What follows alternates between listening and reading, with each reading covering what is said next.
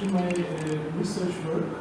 Actually, I'm Adil Mohammed from the University of Stuttgart, and I'm working there as a researcher. And in the meanwhile, I'm also an IT consultant for Technology Spirits, which actually has something like it's a new startup, so it has something like 70 to 80 partners as well and clients. So the topic that I have been working on in Stuttgart University as my research work is basically parallel processing along with IoT, Internet of Things.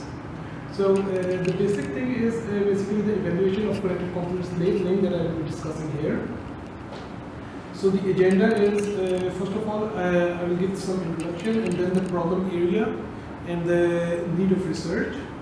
Then there will be efforts and methodology, outputs, and then there will be some question answers if you would like.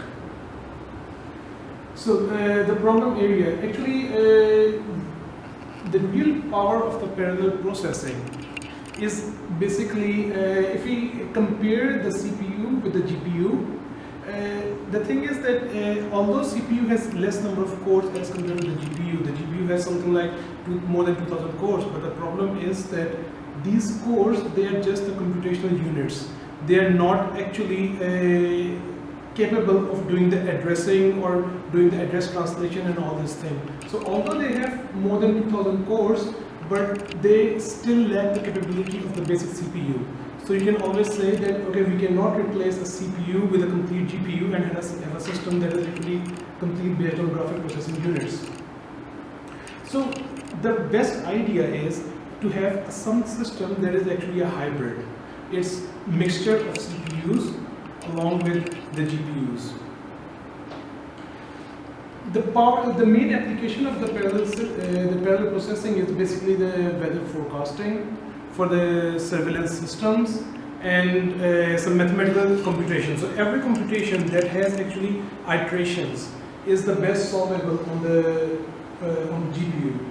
But any problem that is recursive in nature, so for example, if there is one function and then it recalls itself, then it recalls itself.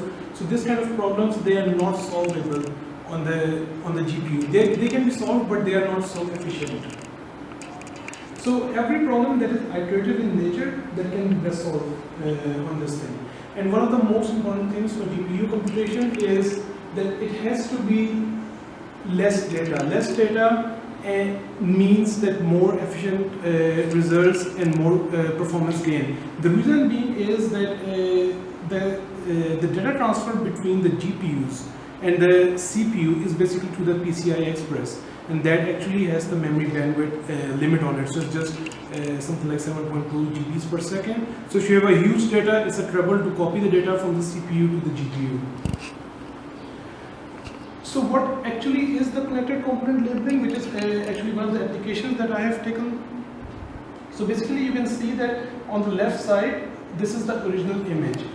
So this image, it has to be, this is a raw image which you actually cannot see the different regions over here. If you want to see the different regions, you have to do some pre-processing. And this pre-processing, after the pre-processing, the result is shown in the image 2. This is where all the distinguished objects are shown. But these objects, they cannot be distinguished based on any property. So we just know, okay, there is an object, but we cannot say that which object is connected to which object. So this can only be seen once you apply the components labeling on it. So you label each individual area, which is basically different from the other area. So all the objects which are basically connected, they are basically shown with single label. That is actually shown in the third figure.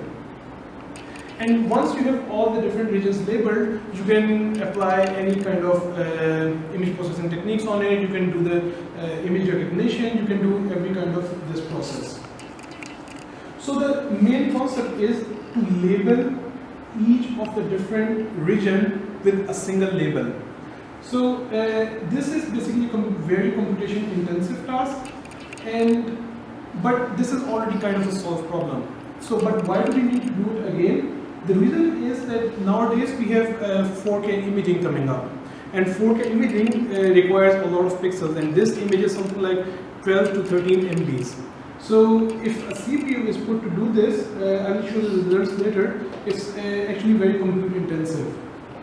Then one of the major problems is basically the latency. So the